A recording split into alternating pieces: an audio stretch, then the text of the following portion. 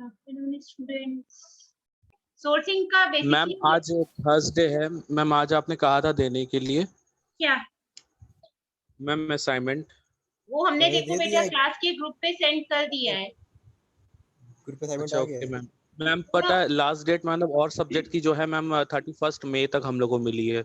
तो 31 में समझ लो वो तो हो ही जाएगा। ये तो हमने उस दिन 2 दिन पहले के हिसाब से डेट बोली थी, तो उस हिसाब से 27 थी। अब आज दिया ओके मैम। असाइनमेंट तो जस्ट आफ्टर 2 वीक समझ लो, तो 31 ही तो हो ओके मैम। जाएगी ना। असाइनमेंट चेक करना, हमने दोनों सब्जेक्ट्स में 2-2 क्वेश्चन दे रखे हैं असाइनमेंट के, क्लास ग्रुप पर ही ठीक है। सेंड किया है। ठीक है। नेक्स्ट ओके हमारा मैम। ऑपरेशंस मैनेजमेंट का टॉपिक है sourcing and supply chain management. ठीक है।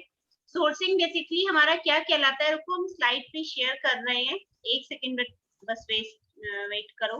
हाँ मैम वो नहीं बताएंगी लोड डिस्टेंस वाला? अभी तो बताया, जस्ट अभी एकदम अभी बताया था, ध्यान नहीं दिया तुमने? नहीं मैम ध्यान नहीं दिया, सॉरी। अरे कोई बात नहीं, कोई बात नहीं। लोड डिस्टेंस मेथड हमारा ये होता है, देखो सबसे ऊपर आता है हमारा फैक्टर रेटिंग मेथड, उसके बाद सेंटर ऑफ ग्रेविटी मेथड, उसके बाद लोड डिस्टेंस मेथड की बात करते हैं। ये वो मेथड होता है जिसमें हम की एक सिंगल सेट की लोकेशन को कोऑर्डिनेट्स के थ्रू क्या करते हैं, आइडेंटिफाई करने से बेहतर हम क्या करते हैं, वेरियस लोकेशंस को एक ही प्लेन पे, मतलब एक ही सरफेस पे हम वेरियस लोकेशंस को पॉइंट आउट करते हैं वेरियस कोऑर्डिनेट्स के थ्रू। ठीक है। जिस लोकेशन पर सबसे ज्यादा लोड हमें आता है समझ में, वही हम as a final or plant location choose कर लेते हैं। अब कुछ याद आया? Okay ma'am. अभी जस्ट बताया था। ठीक है। Yes ma'am okay. नेक्स्ट हमारा टॉपिक है सोर्सेज एंड वो सप्लाई चेन मैनेजमेंट। एक सेकेंड, उसकी स्लाइड्स हैं मेरे पास, दिख नहीं रही हैं। वेट। अब तुम लोगों को स्क्रीन विजिबल है? स्क्रीन विजिबल है बच्चों? No ma'am. नहीं दिख रही है? अच्छा। वेट, अब बोलो। Sourcing decision in supply chain, अब दिख रहा है? Yes ma'am. यही हमारा टॉपिक है। ठीक है। हम सप्लाई चेन मैनेजमेंट में सोर्सिंग को कैसे यूज करते हैं। तो सोर्सिंग को यूज करने से पहले हमें ये जान लेना चाहिए कि सोर्सिंग हमारा होता क्या है। सोर्सिंग को बेसिकली अगर हम लिटरल मीनिंग में बात करें तो ये कह सकते हैं कि वो प्रोसेस जिसके थ्रू कंपनी रॉ मटेरियल या मतलब फिनिश गुड्स तक पहुंचने के लिए जो कुछ भी रिसोर्सेज की जरूरत पड़ती है, ठीक है, या अपने ये जो ट्रांसफॉर्मेशन प्रोसेस होती है जिसके थ्रू हम अपनी इनपुट को आउटपुट में कन्वर्ट करते हैं, इस प्रोसेस को एग्जीक्यूट करने के लिए हमें जिन सोर्सेज की जरूरत पड़ती है from the purchasing of raw materials till the finished goods reach to suppliers, ये पूरी प्रोसेस हमारी क्या कहलाती है, सोर्सिंग डिसीजन। ठीक है।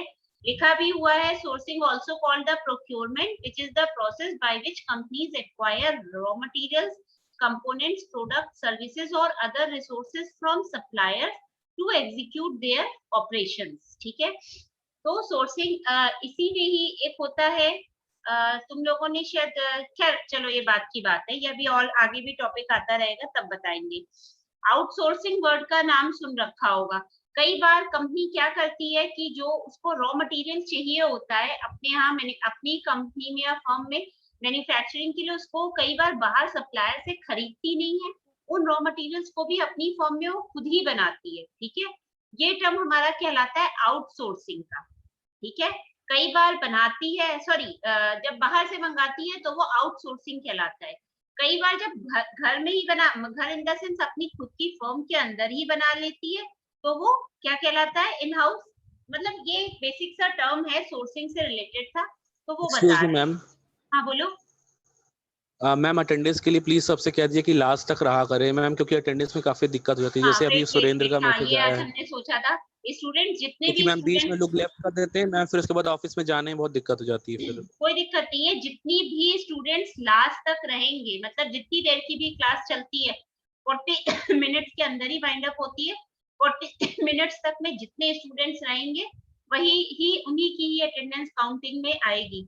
तो प्लीज कोई भी स्टूडेंट बाद में ये मत कहना कि इनकी नहीं हुई उनकी नहीं। और नेक्स्ट टाइम से बेटा अगर कोई कह रहा है तो उस बच्चे की प्रॉब्लम को तुम एंटरटेन ही मत करो, ठीक है। तुम लोग से कोई भी पूछे तो क्या सीधे सब्जेक्ट टीचर पे बात डाल दो कि यू कैन इजिली आस्क या you are free to ask from your subject teacher, ठीक है। बेसिक से एकदम चीज है, उसमें कोई इफ बट की बात ही नहीं है, ठीक। अब अभी हम बात कर रहे थे सोर्सिंग डिसीजन की, ठीक है। तो also called the procurement and it is the process by which companies acquire raw materials, components, products, services or other resources from suppliers to execute their operations, ठीक है। अब सोर्सिंग के क्या क्या फायदे हो सकते हैं, क्या क्या बेनिफिट्स हो सकते हैं। देखो तुम्हारे सिलेबस में सिर्फ सोर्सिंग दे रखा था, ठीक है, बट इसका ये मतलब नहीं होता है कि अगर सिर्फ सोर्सिंग मेंशन है तो हम सिर्फ उसकी डेफिनेशन जान के छोड़ दें। टॉपिक हमारा वहीं ओवर नहीं हो जाता है। सोर्सिंग का सप्लाई चेन से क्या क्या किस किस एस्पेक्ट पे रिलेशन निकल सकता है, हमें वो सब कुछ जानना है, ठीक है। ऑल्दो हमारे सिलेबस में मेंशन नहीं है, बट जरूरी नहीं है कि जो चीज सिलेबस में हो वही जाननी चाहिए, पता हमें सब होना चाहिए। हाँ बोलो बोलो बेटा, क्या कह रही हो। नेक्स्ट हम अब बात करते हैं बेनिफिट्स ऑफ इफेक्टिव सोर्सिंग। क्या क्या फायदे हो सकते हैं सोर्सिंग के। फर्स्ट बेनिफिट दे रखा है, better economies of scale can be achieve if orders within a firm are aggregated. Economies of scale का सबसे पहले तो हमें ये जानना होगा कि इकोनॉमीज ऑफ स्केल का मतलब क्या होता है। इकोनॉमीज ऑफ स्केल का मतलब होता है कि हमारे पास जो भी स्कार्स रिसोर्सेज है उनका हम मैक्सिमम यूटिलाइजेशन किस तरीके से कर सकते हैं, ठीक है। तो इकोनॉमीज ऑफ स्केल अगर हमें एक्सप्लेन करना हो तो हम क्या कहेंगे, maximum utilisation of scarce resources, ठीक है। तो जो सोर्सिंग होती है उसका फर्स्ट बेनिफिट क्या हो सकता है कि आउटसोर्सिंग के थ्रू सोर्सिंग के थ्रू हम better economies of scale achieve कर सकते हैं। कैसे अचीव करेंगे, खुद से सोचो कि अगर फर्म के अंदर ही विद इन द फर्म ही ऑर्डर जनरेट हो रहे हैं, ठीक है। आप क्या कर रहे हो सोर्सिंग की बात हम कर रहे हैं ना, तो हम क्या कर रहे हैं, जो भी हमें रॉ मटेरियल की जरूरत है वो हम बाहर से कहीं से परचेज ना करके अपनी ही विद इन द फर्म हम उसे क्रिएट कर रहे हैं, जनरेट कर रहे हैं, प्रोड्यूस कर रहे हैं। और उसी रॉ मटेरियल की हेल्प से हम क्या कर रहे हैं, अपने फिनिश गुड्स को कन्वर्ट कर रहे हैं, ठीक है। तो ऐसे में हमें क्या होगा, ये जो हमारी परचेजिंग ऑफ रॉ मटेरियल है ये कहीं ना कहीं इस पर इफेक्ट आएगा ही। हमें बाहर से नहीं खरीदना है, हम खुद ही से परचेज खुद ही से ही क्या कर ले रहे हैं, प्रोड्यूस कर ले रहे हैं। तो इससे हमारे बहुत सारे खर्चे बचेंगे, जैसे हमारा फ्रेट चार्जेस बचेगा जो रॉ मटेरियल को मंगाने में हमें लग रहा था, रॉ मटेरियल को खरीदने में जो हम पैसे दे रहे थे वो हमारे बच रहे हैं बदले में। हाँ ये हो सकता है कि जब हम रॉ मटेरियल भी अपनी विद इन द फॉर्म ही बना रहे हैं तो कहीं ना कहीं हमारे खर्चे कुछ बढ़ सकते हैं, बट वो बढ़े हुए खर्चे भी जो ये एक्स्ट्रा एक्सपेंसेस थे जिन्हें हमें मीट आउट करना ही करना था for the purchasing of raw material, वो हमारे इन खर्चों से बेगुड हो गए। हमें सप्लायर को किसी भी टाइप का कोई भी चार्ज नहीं पे करना है, क्यों, क्योंकि हम जो भी हमें जरूरत है रॉ मटेरियल्स की वो हम अपनी फर्म के अंदर ही बना ले रहे हैं, ठीक है। इसीलिए लास्ट पे एक लाइन पढ़ रहे होगे, if orders within a firm are aggregated, ठीक है। नेक्स्ट क्या है, reduction in the overall cost of purchasing within bracket for items with large number of low value transaction. Reduction in the overall cost of purchasing means जो आप total आपकी cost लग रही थी परचेज करने के लिए उसमें कहीं ना कहीं रिडक्शन आया है। ऑब्वियस सी बात है कि कहाँ आपको सारे सामान के लिए मतलब रॉ मटेरियल भी आप परचेज कर रहे थे, रॉ मटेरियल को परचेज करने के लिए आपको जो भी खर्चे थे आपको किसके उसके अरे क्या कन्वेंस चार्जेस कुछ पे करना पड़ रहा था क्योंकि आप रॉ मटेरियल मंगा रहे थे फ्रॉम द सप्लायर्स। ये सब इस तरीके से देखा जाए तो आपकी परचेजिंग कॉस्ट बहुत बढ़ रही थी। आपने क्या किया, सोर्सिंग के थ्रू अपनी परचेजिंग कॉस्ट को काफी कम कर दिया। बेसिकली जो ओवरऑल कॉस्ट थी वही आपकी कम हो गई, ठीक है। नेक्स्ट पॉइंट हमारा क्या है, design collaboration can result in products that are easier to manufacture and distribute resulting in lower overall cost for products that contribute a significant amount to product cost and value. हमें क्या करना है, manufacturer और distributor से क्या करना होता है, आपस में हम बात कर लें कि अगर हो सकता है उन्हें रॉ मटेरियल की जरूरत है, जहां से भी हम मंगा रहे थे हो सकता है हम उनको खुद से रेट अवेलेबल करा पाए। ऐसे केस में जो हमारी ओवरऑल कॉस्ट होगी वो कहीं ना कहीं बहुत रिड्यूस हो जाएगी, कम हो जाएगी, और जो टोटल हमारी प्रोडक्ट की मैन्युफैक्चरिंग में कॉस्ट लग रही है वो ऑटोमेटिकली कम हो जाएगी। तो ऐसे केस में जो हमारे प्रोडक्ट की प्राइसिंग हम सेट करेंगे वो क्या होगा, हम अपनी कॉस्ट के अकॉर्डिंग करेंगे तो प्राइसिंग हम ज्यादा कर सकते हैं। ऐसे केस में जो हमारा एक रेवेन्यू और प्रॉफिट का पार्ट होगा वो कहीं ना कहीं बढ़ जाएगा। ठीक है, नेक्स्ट हमारा पॉइंट है coordination with the supplier and improve forecasting and planning. हमें अपने सप्लायर से भी कोऑर्डिनेट करके रखना होगा जिससे कि हमारी जो फोरकास्टिंग और प्लानिंग हो वो इम्प्रूव हो सके। किस तरीके से हम अपने सप्लायर से कोऑर्डिनेट कर सकते हैं, ऐसे कर सकते हैं कि सपोज हो सकता है किसी बार कोई कंटिजेंसी पड़े या कोई ऐसी प्रॉब्लम आ जाए कि हम रॉ मटेरियल्स को अपने खुद की firm with in the firm manufacture ना कर पाए। ऐसे केस में हम क्या करेंगे, जो भी हमारे रॉ मटेरियल्स है उनको हम वापस से अपने सप्लायर से ही परचेज करने लगेंगे। तो ये सब चीजें अभी हमारे बिजनेस में इस टाइप की कोई प्रॉब्लम नहीं है, बट आगे आने वाले टाइम में क्या हो रहा है ये किसी को नहीं पता है। ऐसे केस में हम क्या करेंगे, हम फोरकास्टिंग और प्लानिंग के बेसिस पर अपने सप्लायर से भी अपने टर्म्स को इम्प्रूव करके रखेंगे। ठीक है, कि जैसी हमारी रिक्वायरमेंट हो उसी हिसाब से हमारा बिहेवियर होता जाए। ठीक, नेक्स्ट क्या है, appropriate supplier contracts can allow for the sharing of risk resulting in higher profits for both the supplier and the buyer. जो हमारे सप्लायर के साथ कॉन्ट्रैक्ट होते हैं वो हमें क्या करते हैं, रिस्क को शेयर करने में हेल्प करते हैं। जितना ज्यादा हमारा रिस्क शेयरिंग पर रहेगा अल्टीमेटली हमारा जो प्रॉफिट होगा वो उतना ही ज्यादा बढ़ जाएगा, और ये प्रॉफिट सिर्फ ना केवल हम as a manufacturer, in fact as a buyer, as a supplier भी उनके प्रॉफिट को इंक्रीज करेगा। ठीक है, क्यों, क्योंकि रिस्क जो है उसको डाइवर्सिफाई किया जा रहा है।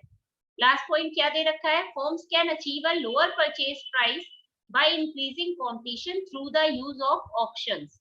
ऑक्शंस के थ्रू फर्म क्या कर सकती है, लोअर परचेज प्राइस को, जैसे खुद ही से देखो फर्म क्या कर रही है, सोर्सिंग एक फैसिलिटी को यूज कर रही है। इस सोर्सिंग के थ्रू फर्म क्या कर सकती है, अपने कंपटीशन को इंक्रीज कर सकती है। क्यों, क्योंकि वो रॉ मटेरियल भी विद इन द फर्म बना रही है, और इस वजह से जो उसकी प्रोडक्ट की प्राइसिंग होगी वो कहीं ना कहीं उसमें उस प्राइस को इंक्लूड करके अपने प्रॉफिट को ज्यादा बढ़ा सकती है through the use of auctions. अगर कहीं पे कोई ऑक्शन हो रहा है या कहीं सामान बिक रहा है तो इन पैसों से वो ऑक्शंस में भी यूज कर सकती है, जहां से क्या होगा, कंपटीशन तो इंक्रीज करेगा ही और जो उसकी परचेजिंग प्राइस होगी वो भी कम होने लगेगी। तो ये हमारे बेनिफिट्स थे इफेक्टिव सोर्सिंग के। ठीक है, सोर्सिंग का एक टाइप होता है जिसे हम कहते हैं आउटसोर्सिंग। आउटसोर्सिंग हमारा ये वर्ड कहलाता है जबकि हम फर्म के अंदर क्या करते हैं, कोई भी सामान को प्रोड्यूस ना करके हम चूज करते हैं बाहर के सप्लायर को अपने सामान को बनाने के लिए, इसीलिए इस टर्म को कहते हैं आउटसोर्सिंग। ठीक है, नेक्स्ट आगे दे रखा है, how do third parties increase the supply chain surplus.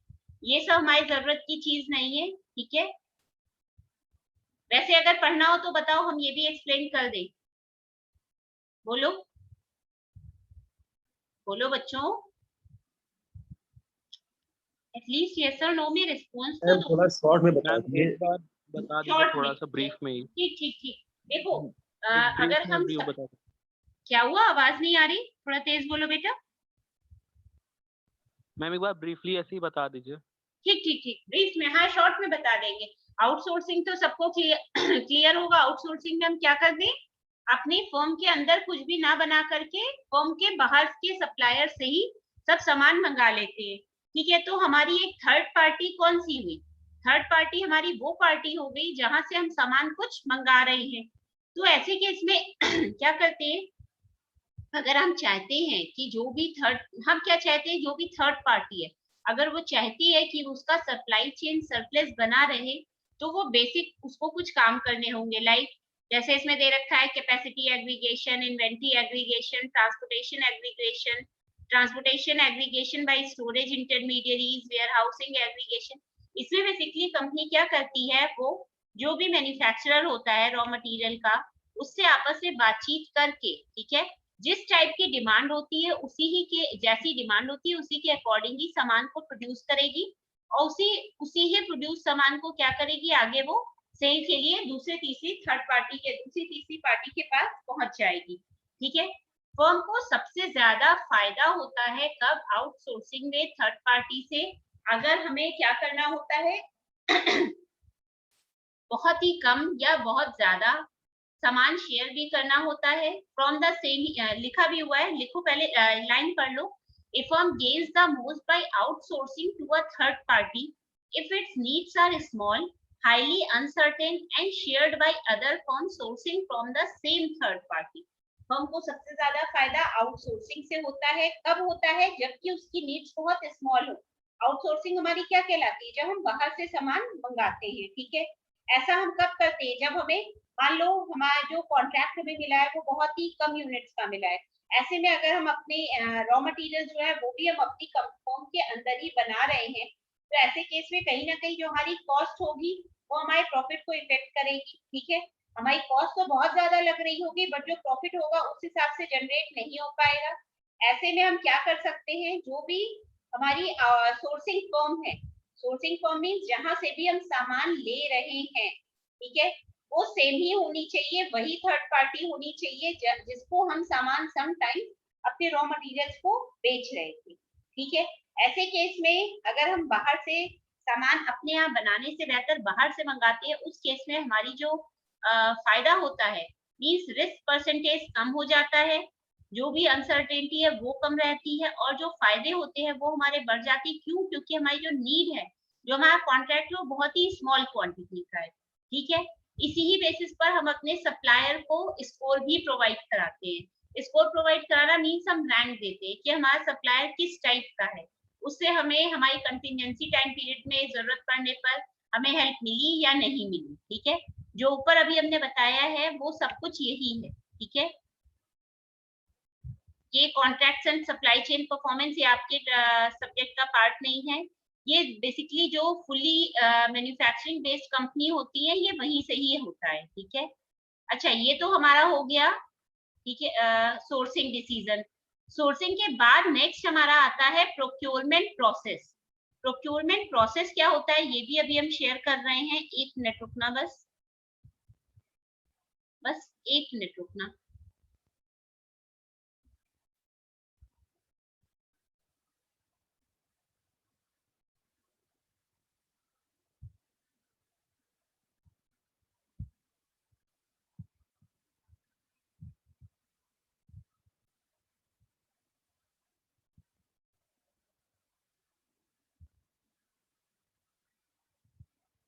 बस एक मिनट रुको, ये एक्चुअली प्रॉपर वो नहीं है, कोई फाइल नहीं है ये एक्चुअली। हाँ, दिख रहा है सबको, विजिबल है screen? Yes ma'am. Okay, yes ma'am. अब हमारा जो नेक्स्ट टॉपिक है वो हमारा है सोर्सिंग। क्लियर हो गया है सबको कि हम कैसे अपने रॉ मटेरियल्स को परचेज करते हैं और अगर इन केस अगर हमें जरूरत पड़ती है तो हम रॉ मटेरियल को परचेज करने से बेहतर हम अपनी विद इन द फर्म ही उसके मैन्युफैक्चर पर ध्यान देते हैं। अब हम बात करते हैं प्रोक्योरमेंट प्रोसेस की। प्रोक्योरमेंट प्रोसेस क्या होता है कि जब हम ये देखते हैं कि, अच्छा कोई आइडिया है तुम लोगों को क्या होता है प्रोक्योरमेंट? पढ़ रखा होगा, आखिर तुम लोग अब एमबीए के स्टूडेंट हो, प्रोक्योरमेंट बेसिक सी चीज है। नहीं आता? मैम कोई बात नहीं, हम बता रहे हैं। अगर हम लिटरल मीनिंग में बात करें तो procurement is the act of obtaining, सुनना, procurement is the act of obtaining goods और services typically for business purposes. Means हमें कोई भी सामान, मैम जैसे कोई मैम प्रोडक्ट होता है मैम उसके लिए प्रोक्योरमेंट थोड़ा यूज किया तेज जाता बोलो, है उसको आवाज मतलब नहीं आ बाय रही है। करने के लिए, सेल कर। हाँ, क्या कह रहे हो? थोड़ा तेज बोलो, आपकी आवाज नहीं आ रही है। मैम जैसे कोई प्रोडक्ट हो गया, कोई कमोडिटी हो गई मैम, उसको खरीदने के लिए जो यूज हाँ। किया जाता है मैम उसको कहते हैं आई थिंक। हाँ, ये बेसिकली जो हम कोई भी गुड्स या सर्विसेज को खरीदते हैं सिर्फ और सिर्फ अपने बिजनेस पर्पस से, वही हमारा प्रोक्योरमेंट प्रोसेस कहलाता है। ठीक है, ये बेसिकली फर्म की, किसी भी फर्म की फाइनेंशियल एफिशिएंसी के लिए एक कीवर्ड के तौर पर ही काम करता है। कितनी एफिशिएंटली हम अपने जो भी हमें हमारे रिक्वायरमेंट्स हैं उनको हम टाइमली प्रोक्योर करके रख लेते हैं और अपने मैन्युफैक्चरिंग प्रोसेस को इन टाइम कंप्लीट करते रहते हैं। ठीक है, तो जो प्रोक्योरमेंट प्रोसेस होती है इसमें कुछ नेसेसरी स्टेप्स होते हैं। ठीक है, ये जो ये लिंक के थ्रू ये नोट्स जनरेट हो रहे हैं, हम ये लिंक ही अभी तुम्हारी क्लास ग्रुप पे शेयर करेंगे। ठीक है, और जो इससे पहले वाली फाइल है वो फाइल शेयर करेंगे, उससे तुम लोग को नोट्स बनाने में हेल्प मिल जाएगी। ठीक है, तो जो प्रोक्योरमेंट प्रोसेस होती है उसमें कुछ इंपॉर्टेंट स्टेप्स होते हैं। तो सबसे पहला स्टेप क्या है, आइडेंटिफाई गुड्स और सर्विसेज नीडेड। सबसे पहले हमें ये जानना होगा कि अगर हमारी मैन्युफैक्चरिंग कंपनी है तो हमें किस किस टाइप के गुड्स और सर्विसेज की जरूरत है। जैसी हमारी रिक्वायरमेंट होगी उसी हिसाब से ही बिना नीड्स गुड्स और सर्विसेज की नीड की आइडेंटिफिकेशन के हम कुछ भी परचेज नहीं कर सकते। तो हमारा प्रोक्योरमेंट प्रोसेस का फर्स्ट स्टेप क्या हो गया, आइडेंटिफाई गुड्स और सर्विसेज नीडेड। ठीक है, नेक्स्ट क्या है, कंसीडर और लिस्ट ऑफ सप्लायर्स। सबसे पहले जो हमारी जिन सामान की या सर्विसेज की जरूरत थी हमने उसका सबसे पहले नीड्स का आइडेंटिफिकेशन किया। उसके बाद हमने क्या किया, अपने सप्लायर्स की एक लिस्ट बनाई। ठीक है, उस लिस्ट से हमें ये फायदा मिलेगा कि अब तक हमने जितने भी सप्लायर से सामान मंगाया है वो लिस्ट हमें एक जगह मिल जाएगी, तो हम उसमें ये कैटेगराइज कर पाएंगे कि किस सप्लायर से हमें बेस्ट सूटेड या बेस्ट प्रॉफिट हम जनरेट कर पा रहे हैं। ठीक है, नेक्स्ट हमारा होता है जब हमने उसके बाद negotiate contract terms with selected supplier. हमने अभी बताया कि हमने सप्लायर्स की एक लिस्ट जनरेट कर ली। अब उस लिस्ट में हमें ये कट शॉर्ट करना होगा कि किस सप्लायर से हमें सबसे ज्यादा प्रॉफिट मिला था प्रीवियस टाइम पीरियड में। ठीक है, जिस सप्लायर ने हमें सबसे ज्यादा नेगोशिएटेड प्राइस लगाया होगा हम उसी सप्लायर्स को अगेन कंसीडर करेंगे। ठीक है, और अपना कॉन्ट्रैक्ट वाला थोड़ा बता दीजिए। क्या, कौन वाला? सेकंड वाला, स्टेप 3 से पहले, नेगोशिएट से पहले वाला। एक सेकेंड। सबसे पहला हमारा है कि हमें अपनी गुड्स और सर्विसेज की नीड को आइडेंटिफाई कर लेना है। ठीक है, नीड्स के आइडेंटिफिकेशन के बाद हमें सप्लायर्स की एक लिस्ट रेडी कर लेनी है। ठीक, अब जब हमने सप्लायर्स की लिस्ट को रेडी कर लिया है उसके बाद देखो, सेकंड है consider a list of suppliers. Third में हमें जो भी हमारी लिस्ट थी उसमें से जो हमारे लिए बेस्ट सूटेड सप्लायर रहा उसके साथ हमने अपना क्या किया, कॉन्ट्रैक्ट एक साइन कर लिया कि आगे आने वाले इतने मतलब जो भी गिवन टाइम पीरियड होगा उतने टाइम पीरियड के लिए हम सिर्फ इसी सप्लायर से सामान लेंगे। उसके बाद जब हमारा सप्लायर फाइनल हो गया है अब हम उससे अपने परचेज ऑर्डर की बात करेंगे कि कितने सामान की हमें जरूरत है, कि उस सामान में क्या सा उसकी क्वालिटी होनी चाहिए, कितनी क्वांटिटी होनी चाहिए और क्या हमें मतलब गुड्स और सर्विसेज जो हमें चाहिए उसका प्रॉपर डिस्क्रिप्शन, क्या टोटल कॉस्ट हमें होनी चाहिए, जो भी है परचेज ऑर्डर से रिलेटेड वो सब हम फाइनल कर लेंगे। ठीक है, अब जब हमारा ये परचेज ऑर्डर फाइनल हो गया तब इसके बाद हमें क्या करना होगा, receive invoice and process payment. हमने सप्लायर से ऑलरेडी कॉन्ट्रैक्ट एक साइन कर ही रखा है, सप्लायर ने हमें एक इनवॉइस पकड़ा दिया या इनवॉइस सेंड कर दिया बाय मेल और बाय मीटिंग के थ्रू, जैसा भी रहा। ठीक है, वो सप्लायर और मैन्युफैक्चरर के बीच की बात थी।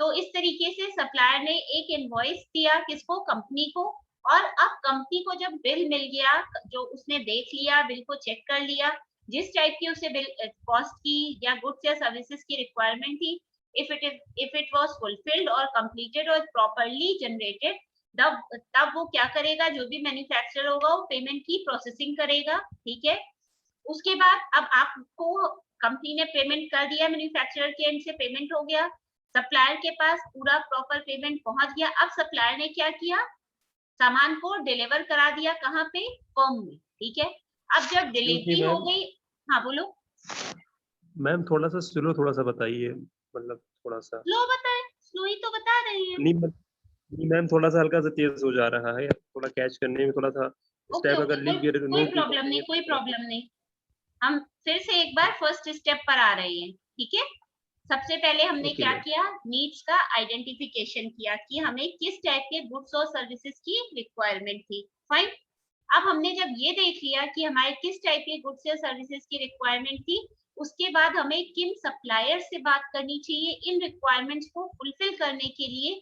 अब हमने क्या किया, उसके लिए जो प्रीवियस टाइम पीरियड में हमने जिन जिन सप्लायर से ऑलरेडी कांटेक्ट कर रखा था, हमने उन सब की एक लिस्ट जनरेट करनी शुरू की। ठीक, consider a list of suppliers. अब हमारे पास जब लिस्ट जनरेट हो गई, उसमें से जिनके जो भी हमारा नेगोशिएट करेंगे मैम उसके बाद फिर। क्या मैम इस स्टेप के बाद फिर नेगोशिएट करेंगे, मतलब हाँ, फिर उसके बाद अब हमें जो लग मोल रहा है भाव कि तक किया शायद जाएगा सारे जो के हमारी बारे में। लिस्ट है, मान लो 10 सप्लायर्स की कोई लिस्ट थी, उसमें से 10 में से हमने 3 शॉर्ट लिस्ट किए। उन 3 में से हमें लगा कि जिनसे भी हमारी फाइनल बातचीत हो सकती है, ठीक है, उनसे हम अपनी प्राइस, कॉस्ट या क्वालिटी, क्वांटिटी इन सब के रिगार्डिंग एक नेगोशिएशन करेंगे। जो भी हमारा नेगोशिएशन होगा उसी के अकॉर्डिंग हमारा एक कॉन्ट्रैक्ट मेंटेन हो जाएगा, contract between the manufacturer and the supplier. ठीक है, अब हमने इसके बाद हमारा सारी चीजें फाइनलाइज हो चुकी है। अब हम अपने ऑर्डर को फाइनलाइज करेंगे। ऑर्डर को फाइनलाइज करना मीन्स हमें कितनी क्वालिटी की, किस क्वालिटी के सामान की जरूरत है, कितनी क्वांटिटी की जरूरत है, क्या टोटल कॉस्ट होनी चाहिए, किस तरीके से सामान को हमें प्रोवाइड करेगा, कि आफ्टर हाफ पेमेंट या after full receiving full payment, वो जो भी हो, ठीक है, वो मैन्युफैक्चरर और सप्लायर के बीच के जो भी कॉन्ट्रैक्ट होगा उससे रिलेटेड बातें हो जाएंगी। ठीक है, इस तरीके से जो हमारा परचेज ऑर्डर है वो फाइनल हो गया। फाइन, अब हमारे परचेज ऑर्डर की फाइनलाइजिंग के बाद हमें क्या करना होगा, जब हमने इधर से ऑर्डर फाइनल किया तो जो हमारा सप्लायर था उसने हमें क्या किया, एक इनवॉइस सेंड किया मेल के थ्रू या बाय मीटिंग, जैसे भी हो। उस इनवॉइस में जो भी हमारी ऊपर अभी हमने प्रीवियस स्टेप में बातें की थी अबाउट क्वालिटी, क्वांटिटी, कॉस्ट, और कि पार्शियल पेमेंट होगा कि कैसा पेमेंट होगा, ये सब हम जो कुछ भी है ये सब उस इनवॉइस में मेंशन होगा। ठीक है, आफ्टर चेकिंग द इनवॉइस, जो हमने रिसीव किया है उसको हम चेक करने के बाद अपने पेमेंट की प्रोसेसिंग कर देंगे। और जब फाइनली हमें पेमेंट हमने प्रोसेस कर दिया, उसके बाद जो सप्लायर होगा वो क्या करेगा, जो भी हमारे रॉ मटेरियल की डिलीवरी थी वो हमारी फर्म में वो रॉ मटेरियल डिलीवर करा देगा। अब जब हमें प्रोडक्ट, हमारा प्रोडक्ट फिनिश प्रोडक्ट नहीं, याद रखो रॉ मटेरियल की बात हो रही है अभी, फिनिश प्रोडक्ट तो हम खुद मार्केट तक पहुंचाएंगे, ठीक है, वो हमारी जिम्मेदारी है। अभी हमारी सप्लायर से सिर्फ रॉ मटेरियल को लेकर बात हुई है। अब जब रॉ मटेरियल हमें डिलीवर हो गया, उसके बाद हमें ध्यान देना होगा कि जो भी हमारा ऑर्डर है उसको हमें क्रॉस चेक करना होगा कि जो जो हमारे और सप्लायर के बीच बातें हुई थी बिटवीन मैन्युफैक्चरर एंड सप्लायर, क्या जो भी ऑर्डर है वो प्रॉपर फुलफिल हो रहा है, मींस क्वालिटी उसी हिसाब की है जैसी बात हुई थी, क्वांटिटी जो क्वांटिटी मींस नंबर, जितने यूनिट्स की बात हुई थी वो उसी के अकॉर्डिंग है कि नहीं है, उन यूनिट्स के अकॉर्डिंग कॉस्टिंग जनरेट हुई है या नहीं हुई है, ये सब कुछ ऑडिट का काम मेनली चेक करना ही होता है। ठीक है, जो कुछ भी रिटर्न में था सब कुछ उसके अकॉर्डिंग ऑर्डर है या नहीं। ठीक है, अब हमारा प्रोडक्ट ऑर्डर हमारा डिलीवर हो गया, हमने ऑडिट चेक भी कर लिया। अब हमें क्या करना है, जो अब हमारा इनवॉइस था और जो अभी हमने ऑडिट चेक किया है, इन सब की आपस में क्या करनी है, उनका हमें आपस में क्या कराना है, मैच कराना है कि एक्यूरेट रिकॉर्ड ऑफ इनवॉइस। हमें अगर इनवॉइस का एक्यूरेट रिकॉर्ड चाहिए, उसके लिए जो हमने इनवॉइस रिसीव की वो और जो हमारा सामान आया, उन दोनों को आपस में उनका एक एक्यूरेट रिकॉर्ड चेक हमें मेंटेन करना होगा। फाइन, अब इसके बाद हमें क्या करना होगा, अच्छा यही लास्ट था, जब हमने ये देख लिया, यही हमारा सेवेंथ स्टेप, लास्ट स्टेप था कि maintain accurate record of invoices. अब जब हमें सारे इनवॉइसेस हमारे रिसीव हो गए, प्रोडक्ट जब हमने पेमेंट किया, ठीक है, वो इनवॉइस हमने भेजी उसकी एक कॉपी, उसके बाद जब सामान हमने रिसीव किया जो भी रॉ मटेरियल था उसके साथ भी हमें एक इनवॉइस मिलेगी। अब हमें उस इनवॉइस को अपनी प्रीवियस में जो हमें इनवॉइस मिली थी, ठीक है, उन सबको आपस में मैच कराना है, हमें देखना है क्या ये सही है, किसी भी टाइप की कोई फॉल्ट तो नहीं हुई है। जब ये क्रॉस चेक करने के बाद हम ऐसा देख लेंगे, चेक कर लेंगे कि वो प्रॉपर सही है, कोई फॉल्ट नहीं हुई है, उस केस में जो भी हमारी आपस की बातचीत थी, सब सेट आपस में जो कुछ भी था, मान लो अगर कोई प्रॉब्लम आती है तो हम सप्लायर से कॉन्ट्रैक्ट करेंगे, अदरवाइज हम इसी रॉ मटेरियल पर अपना काम शुरू करके फिनिश गुड्स में कन्वर्जन स्टार्ट कर देंगे। क्लियर है, कोई प्रॉब्लम तो नहीं है? बोलो बच्चों। No ma'am. Okay. No ma'am. ठीक है, टाइम भी खत्म हो रहा है। ठीक है, टाइम मीटिंग का सिर्फ 6 मिनट रह गया है। जितना आज हमने बताया है सोर्सिंग वाली फाइल और ये जो अभी 7 की स्टेप्स बताए प्रोक्योरमेंट के, ठीक है, इसका हम लिंक सेंड करेंगे। लिंक को ओपन करना पूरा एज इट इज जैसा अभी स्क्रीन पर दिखा मैम है। क्लासरूम पे सेंड करेंगे कि मैम ग्रुप पे? क्लास ग्रुप पे करेंगे। Okay ma'am. ठीक है, कोई अगर प्रॉब्लम लगे तो तुम लोग बोल सकते हो, और अटेंडेंस के लिए अगर कोई बच्चा प्रॉब्लम क्रिएट करता है तो उसको डायरेक्ट सब्जेक्ट टीचर से बात करने को बोलो। ठीक है, तुम लोग आपस में मत राइवलरी क्रिएट करो। ठीक है, क्लियर है ना फिर बच्चों? कोई प्रॉब्लम तो नहीं है? No ma'am. ओके, आज का टॉपिक क्लियर है। अभी हम ये सारी चीजें अभी ही सेंड करेंगे और 3 बजे से कॉर्पोरेट स्ट्रेटेजी की क्लास होगी। वापस से उसमें सारे स्टूडेंट्स ज्वाइन करना। फाइन। Okay ma'am. और ग्रुप पे हमने असाइनमेंट दोनों सब्जेक्ट्स के भेज दिए हैं, एक बार वो भी क्रॉस चेक कर लेना। जिसको नहीं मिला हो बता देना, हम वापस से रीसेंड कर देंगे। ओके बच्चों। Okay ma'am. ओके बच्चों। Okay okay, ma'am. Thank you बच्चों।